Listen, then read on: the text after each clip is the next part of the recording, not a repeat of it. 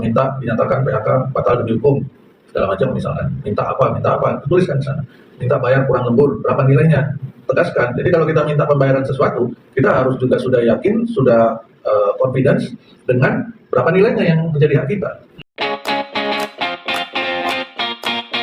Tripartit tentang perselisihan hak, output anjurannya perselisihan PHK. Seingat saya ya, Bapak Ibu, di dalam anjuran tidak tertulis secara spesifik apakah ini perselisihan hak atau perselisihan PHK.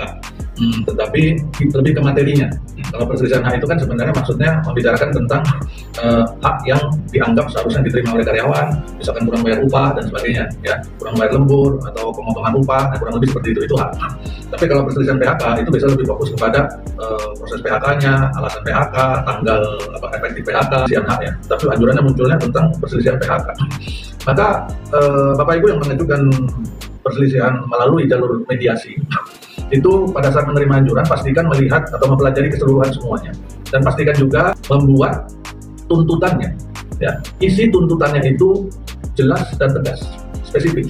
Jadi jangan abu-abu, jangan kiasan, jangan tidak bisa dipahami dengan tegas. Jadi kalau meminta duit, ngomong saya menuntut duit berapa, jangan cuma duit, nilainya berapa, rupiah apa dolar, misalkan seperti itu, ya, itu harus tegas.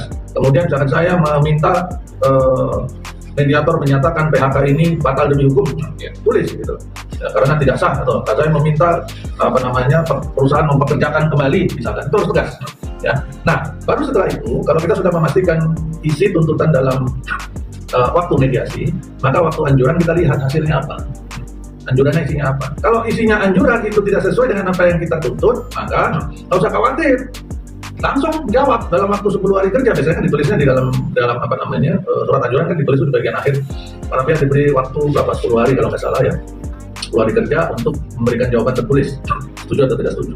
Ya kalau memang ternyata itu berbeda dari apa yang kita tuntut, ternyata jawabannya atau anjurannya itu melenceng kemana-mana, ya sudah, langsung nyatakan tidak setuju. Maka dalam Undang-Undang Nomor 2 Tahun 2004 PPHI ya, penyelesaian perselisihan hubungan industrial, di sana ada disebutkan bahwa kalau nggak setuju salah satu, maju ke pengadilan hubungan industrial, ya, di setiap daerah ya, setiap provinsi beda-beda. Sebelumnya pada saat kita beracara di mediasi di Disnaker, pastikan, ini yang penting nih, pastikan bahwa kita sudah menyatakan dengan tegas dan jelas tuntutan kita. Dan tuntutannya itu jangan dipecah-pecah. Maksudnya pada saat sedang mediasi pertama ada tuntutan muncul, kemudian nanti mediasi kedua ada lagi muncul, ketiga ada lagi muncul, merubah dan sebagainya. Sehingga si mediator bisa jadi akan bingung. Kalau saya menyarankan biasanya itu di ujung paling terakhir, di sidang terakhir dalam mediasi, disitulah nyatakan dengan tegas dan jelas terukur isi tuntutannya apa, 1, 2, 3, minta duit berapa rupiah, terus